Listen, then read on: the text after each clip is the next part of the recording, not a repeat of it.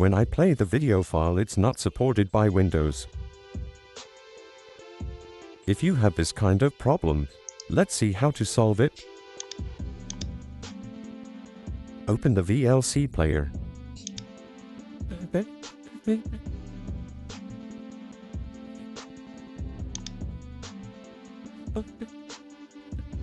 You have to convert the video format through the VLC player.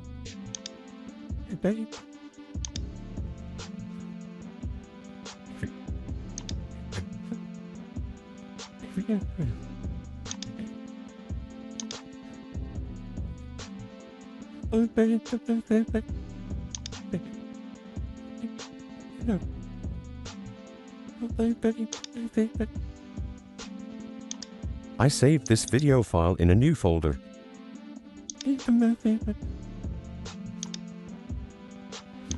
Video format conversion is started.